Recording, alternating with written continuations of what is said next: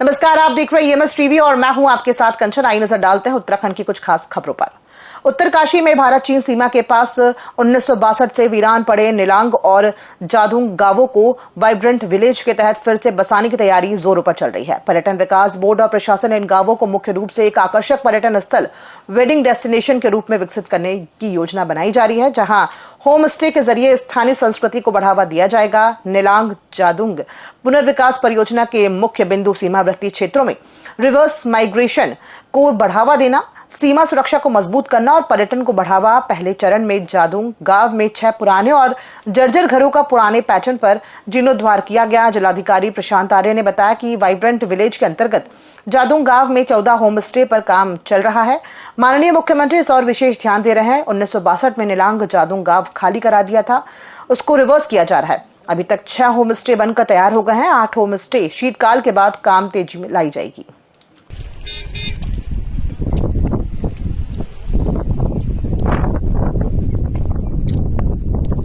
Vibrant village scheme में यूटीडीबी के सहयोग से और उन्हीं का एक प्लान है, डायरेक्शंस भी हैं और माननीय मुख्यमंत्री जी का भी इसमें उन्होंने रिव्यू भी करा है। जादोंग में हम लोग 14 बना रहे हैं होम स्टेज।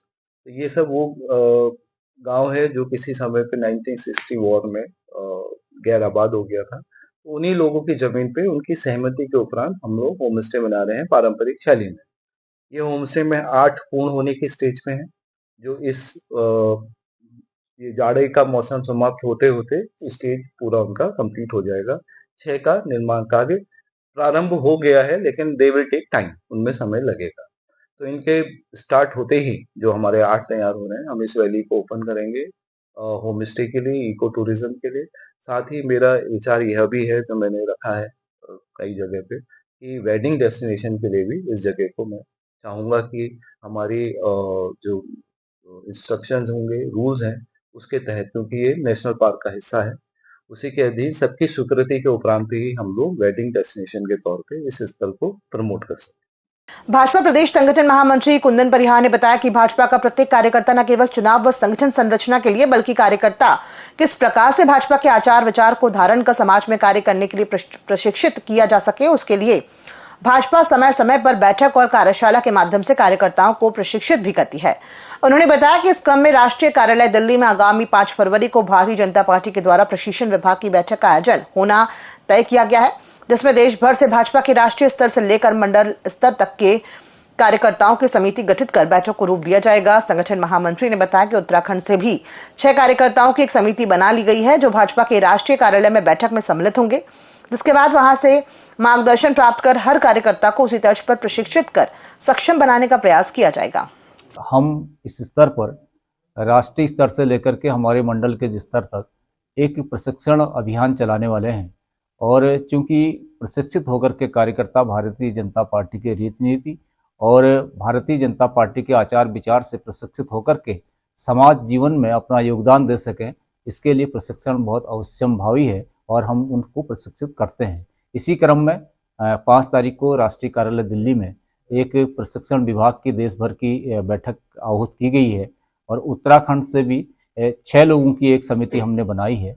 उसमें हम लोग वहाँ पर प्रतिभाग करेंगे और उसके पश्चात जो वहाँ से हमको मार्गदर्शन बातें प्राप्त होगा, तो हम लोग निचले स्तर तक उस प्रशिक्षण को लगाएंगे और अपने कार्यकर्ताओं को प्रशिक्षित करके उन्हें सक्षम बनाने का प्रयास करेंगे। मुख्यमंत्री पुष्कर सिंह धामी ने कालसी क्षेत्र अंतर्गत क्वानू मीनस मोटर मार्ग पर हिमाचल परिवहन निगम की बस दुर्घटना में घायल हुए हिमाचल प्रदेश एवं उत्तराखंड के यात्रियों का राजकीय दून मेडिकल कॉलेज अस्पताल पहुंचकर कुशल क्षेम हाल जाना। इस दौरान मुख्यमंत्री ने दुर्घटना में दिवंगत हुए लोगों के प्रति गहरी शोक संवेदना व्यक्त करते हुए ईश्वर से उनकी आत्मा की शांति के लिए प्रार्थना की। इस दौरान मुख्यमंत्री ने अस्पताल में भर्ती घायलों से व्यक्तिगत रूप से मुलाकात कर और चिकित्सकों से उपचार की स्थिति की विस्तृत जानकारी प्राप्त की। उन्होंने चिकित्सीय टीम को सभी घायलों को सर्वोत्तम और त्वरित उपचार उपलब्ध कराने के निर्देश दिए। मुख्यमंत्री ने घायलों के परिजनों से भी बातचीत कर उन्हें विश्वास दिलाया कि राज्य सरकार द्वारा उपचार में किसी भी प्रकार की कमी नहीं आने दी जाएगी। बड़ा हादसा हो गया रास्ते में और लोग हमारे बीच में उसमें नहीं भी रहे। उस घटना से बड़ा दुखद घटना थी। मैं उन सभी को प्रति अपनी संवेदनाएं व्यक्त करता हूँ। भगवान उनको अपने श्री चरणों में स्थान दे, उनके परिवार के लोगों को इस जो कष्ट अचानक आया है उसको सहने की शक्ति प्रदान करे। और जो लोगों का यहाँ पर दून अस्पताल में उपचार चल रहा है, कुछ का विकास नगर में चल रहा है, मैंने दूरभाष के माध्यम से विकास नगर के जो प्रभारी चिकित्सक हैं उनसे भी बात करी थी। दून अस्पताल में मैं सभी से मिला हूँ और उनका अच्छा इलाज हो रहा है, यहाँ पर जल्दी वो स्वस्थ होंगे। प्रदेश में कानून व्यवस्था को लेकर मुख्यमंत्री पुष्कर सिंह धामी ने प्रशासन और पुलिस तंत्र को सख्त संदेश दिया है। मुख्यमंत्री ने साफ कहा कि आम जनता को न्याय और मदद के लिए कहीं भटकना ना पड़े, यह सरकार की सर्वोच्च प्राथमिकता है। उन्होंने निर्देश दिया है कि चाहे थाना हो, चौकी हो या कोई भी सरकारी कार्यालय, हर जगह फरियादियों की शिकायतों पर गंभीरता से कार्रवाई हो और किसी भी स्तर पर लापरवाही या लेटलतीफी बर्दाश्त नहीं की जाए। मुख्यमंत्री ने जमीनों से जुड़े विवादों को लेकर भी बड़े निर्देश दिए हैं। ऐसे मामलों के त्वरित निस्तारण के लिए 1 माह के भीतर एसडीएम की अध्यक्षता में कमेटी बनाकर समाधान सुनिश्चित करने को कहा गया है। साथ ही चेतावनी दी गई है कि यदि किसी अधिकारी या कर्मचारी की लापरवाही सामने आती है तो उसके खिलाफ सख्त कार्रवाई की जाएगी। सीएम धामी का यह बयान विपक्ष के लिए भी कड़ा संदेश माना जा रहा है। कानून व्यवस्था हमारे लिए सर्वोच्च प्राथमिकता है और किसी भी ज़रूरतमंद को, किसी भी फरियादी को कहीं भटकना न पड़े। कोई भी थाना हो, चाहे चौकी हो या कोई भी कार्यालय हो, उन कार्यालयों पर कोई लापरवाही न हो, किसी प्रकार की लेट लतीफ़ी न हो, इसके लिए सख्त निर्देश दिए गए हैं। ज़मीनों के विवाद के प्रकरण 1 माह में एसडीएम के साथ कमेटी बना के उसके निस्तारण के लिए भी कहा है। और जो भी इसमें कहीं पर भी दोषी पाया जाए, कहीं कोई लापरवाही करे, अपने कर्तव्यों पर लेट लतीफ़ी करे, उसके खिलाफ सख्त कार्रवाई के निर्देश 16 फरवरी को प्रस्तावित राज्यपाल आवास घेराव को लेकर कांग्रेस ने कमर कस ली है। कांग्रेस के पूर्व प्रदेश अध्यक्ष प्रीतम सिंह ने रुड़की में कांग्रेस कार्यकर्ताओं के साथ अहम बैठक की। बैठक में उन्होंने भाजपा सरकार पर तीखा हमला बोलते हुए दावा किया है कि केवल रुड़की से ही करीब 5000 कांग्रेस कार्यकर्ता राज्यपाल आवास का घेराव में शिरकत करेंगे। प्रीतम सिंह ने कहा कि उत्तराखंड में कानून व्यवस्था पूरी तरह से ध्वस्त हो चुकी है। हर जिले में हत्या, डकैती, चेन स्नेचिंग जैसी घटनाएं आम हो गई हैं। उन्होंने कहा कि महिलाओं के खिलाफ अपराध लगातार बढ़ रहे हैं, जिसमें भाजपा से जुड़े नेताओं की संलिप्तता सामने आना बेहद चिंताजनक है। केंद्र सरकार के बजट पर हमला बोलते हुए प्रीतम सिंह ने कहा कि यह बजट आम आदमी की कमर तोड़ने वाला है। महंगाई चरम पर है और जनता त्रस्त है, लेकिन सरकार को आम लोगों की कोई चिंता नहीं है। अंकिता भंडारी हत्याकांड का जिक्र करते हुए उन्होंने कहा कि वर्ष 2022 में ही परिजनों ने सीबीआई जांच की मांग की थी, लेकिन सरकार उस समय सोती रही। अब जब तक एक महिला द्वारा ऑडियो वायरल किए जाने के बाद मामला तूल पकड़ता है, तब मुख्यमंत्री को मजबूरन सीबीआई जांच की घोषणा करनी पड़ती है। प्रदेश के अंदर जो सरकार है, उस सरकार के ताबूत में कील ठोकने का काम करेगा। हालात बद से बदतर। कांग्रेस के अपने साथियों से रूबरू होने आया हूं। कांग्रेस के राष्ट्रीय नेतृत्व ने निर्णय लिया है कि 16 फरवरी को हम राज्यपाल आवास कूच करने का काम करें और मुझे ये जिम्मेदारी सौंपी गई है कि इस कूच को सफल कराने में मैं जितना मुझसे बन पड़े उतना योगदान देने का काम करूं।